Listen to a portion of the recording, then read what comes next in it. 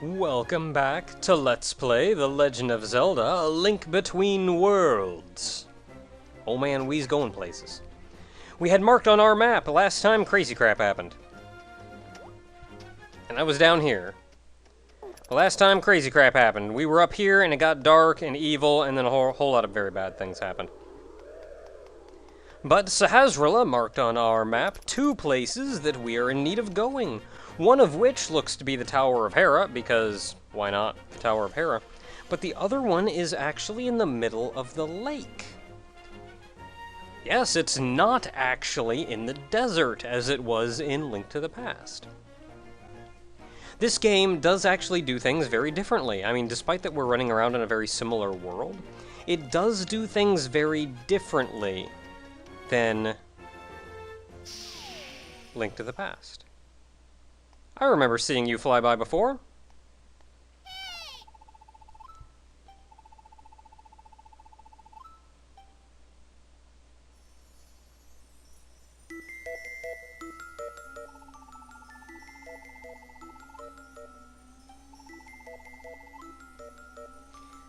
Hey, I mean, if there's only like one witch of your generation, it still makes you the best.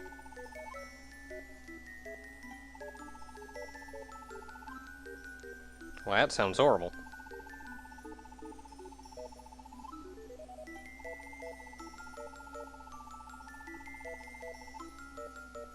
But what if it's to avoid disaster?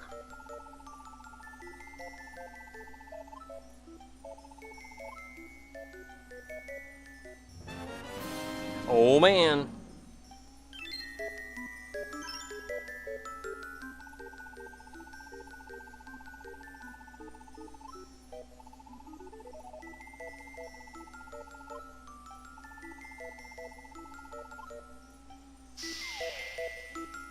Wait, hold up. Yes, by that she's actually speaking about the same potion brewer from Link to the Past. Or if it's not the same one, it's a similar one, descendant or something.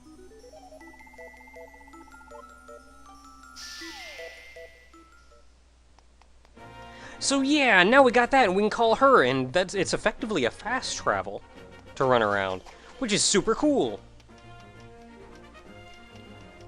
It kind of replaces the ocarina flute. Yeah, I guess it was an ocarina. From Link to the Past, where the bird would fly around. But she is right over here.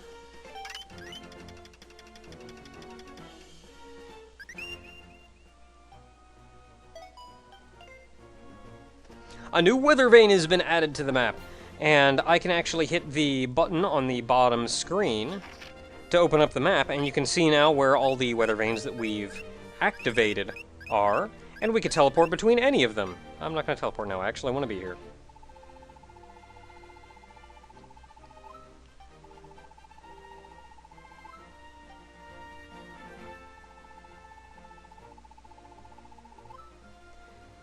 That's very awkward for Azora not to be able to swim.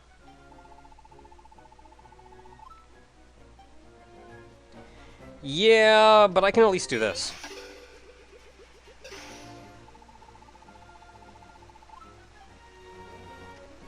This part of the game is super cool, though, because, like, they told you the two dungeons, but they told you no way to get to either of them or what you have to do.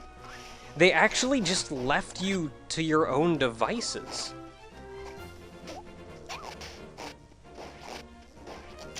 Dang it. Dang it. But they left you entirely to your own devices to run around and explore and figure stuff out on your own. And I mentioned comparing this game to Link to the Past, but also comparing it to other Zelda games. Especially other more recent Zelda games. And this is where I feel this is actually a very important game. Because the Zelda games kind of more and more so have been about leading you down a very specific path. They want you to go here next, they want you to do this thing next, they want you to do this thing next. What's up, dude?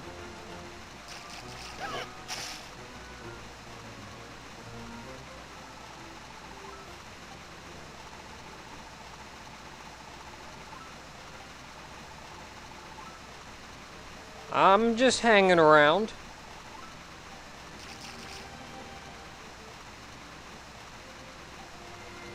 Oh, that doesn't sound good.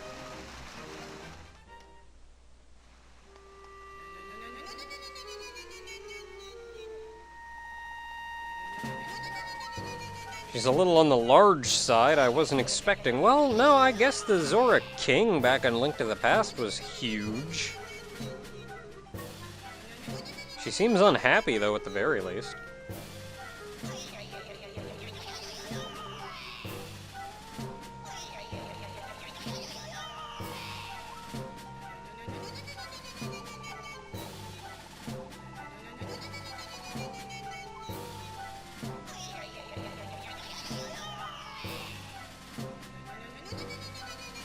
She'll keep eating? Oh.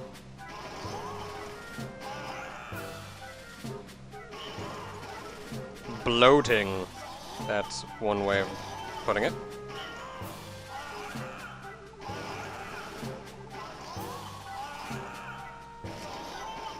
Okay, so we should probably go find that guy. The little mark here I like is the, Ruto's gem thing. Oh, she tired herself out. I should leave. But I really like that this game took a completely different approach. Dude's in Kakariko Village, by the way.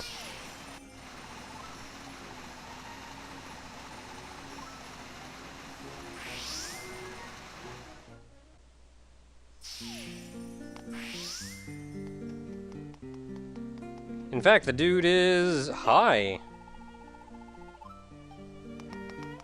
Man! We're gonna have to sneak up on him. But this game completely leaves you up to your own devices to figure out things and solve things and do things on your own and explore things and even figure out where you're supposed to go on your own. Sup?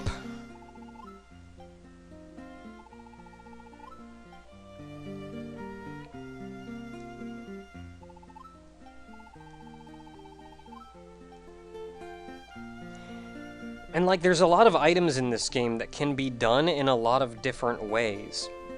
So you don't necessarily even have to solve the puzzles or do things in the way they dictate. And there's some items that are even completely optional.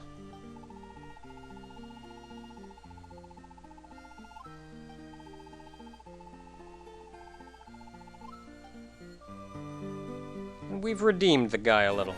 And we got the Pegasus boots.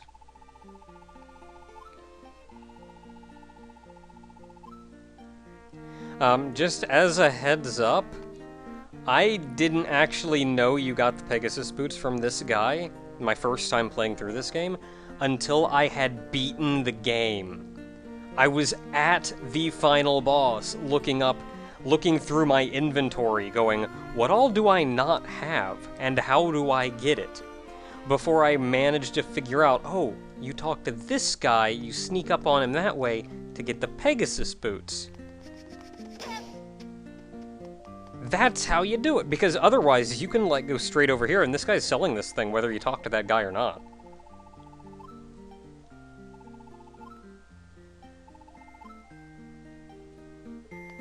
I'll take it.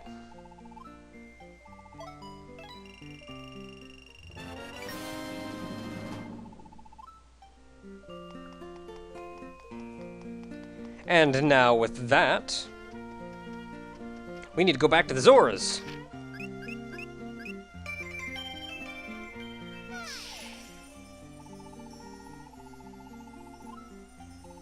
I'm doing alright so far.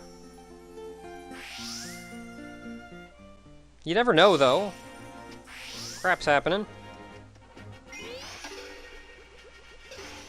Like how the music changes when you're in there. They also don't require you to do things in like a specified order. They give you a lot of freedom in this game to do things in whatever order you want. In fact, right now, I don't even need to be doing any of this. There's a completely different thing that I could be doing. Like, right now, the only order that I'm dictated is that I have to beat those 2 dungeons before I can do something else.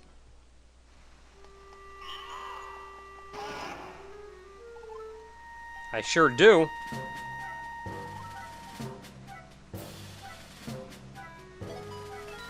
I'll do the thing.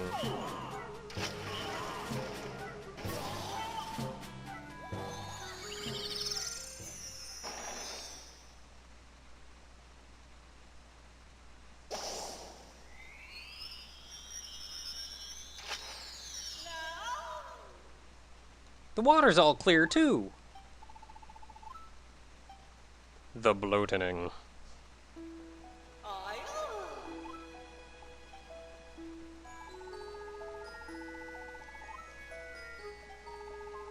I like that looking at her, though. It looks like she still has a little bit of weight to her. And I like that. They didn't just make her like this super pretty thing or whatever.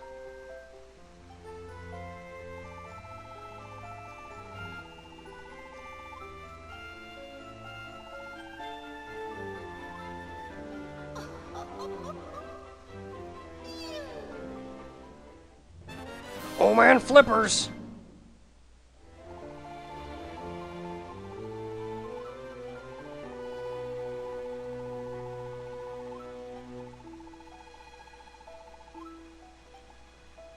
And there we go, an explanation over why some Zoras attack you and some don't.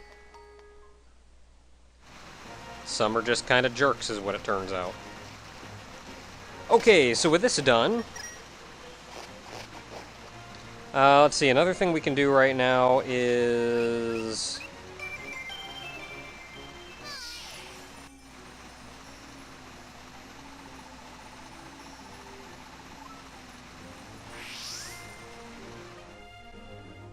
I think the thing that I like the most about this game is how open it is and how much you just have to explore and run around on your own and figure stuff out on your own and figure out even where to go on your own. Very little is spelled out to you in this game. That's a new sign.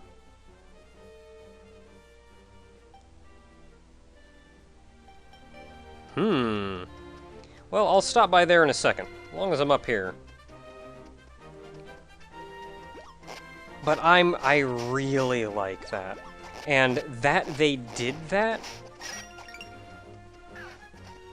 That they did that makes me really happy, because it makes me feel like they may be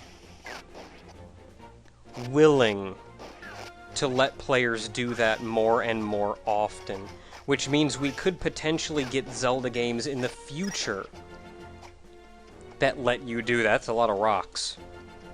A lot of Zelda, we could potentially get a Zelda game in the future that lets you do this. And I think that's super cool, and that's probably what's even leading into the one like super open world Zelda game. Like maybe this was testing the waters to see if like, hey, if we don't hold their hand through a game, how will they do, and will like people accept it?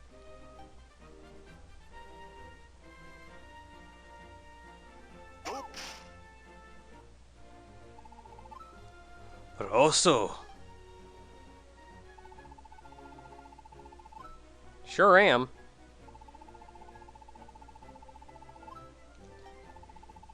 Sure thing, I'll do it, why not? Yeah, he doesn't like me at all. Am I allowed to sleep in?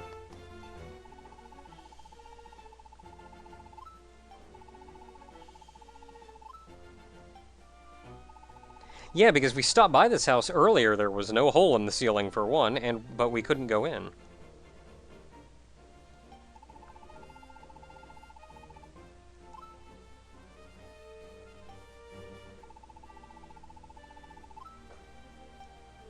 Yeah, gonna go smash stuff.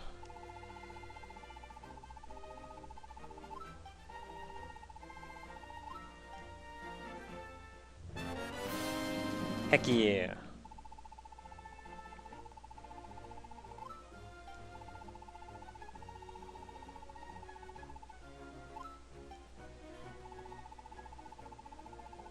Just a joke, son.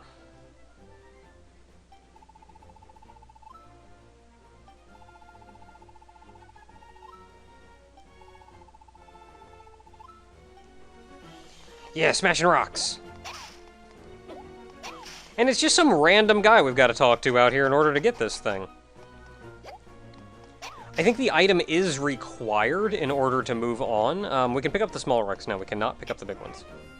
I think this item is required to move on, but still, like, you just have to go here and find the guy and talk to him. There's nothing that says, like, you hit this, maybe go over here and do something. There's no, like, plot dictating that, like, you have to go over here and talk to the guy or do a thing. Like, no, it's... You just kind of have to make your way over here and talk to him. I don't know, I love that they're letting us just run around and explore and do things ourselves instead of following a linear path, instead of being handheld through the game. I love that they just let you run around, finding crap on your own.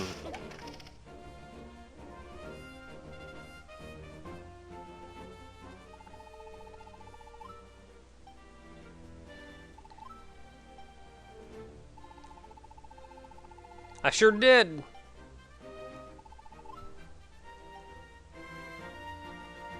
Heck yeah.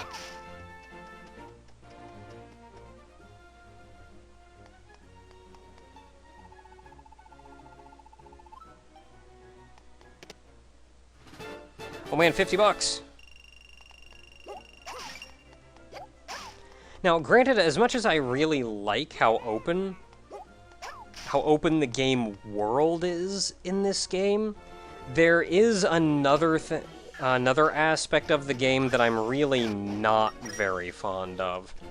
But, I suppose we'll discuss that next time.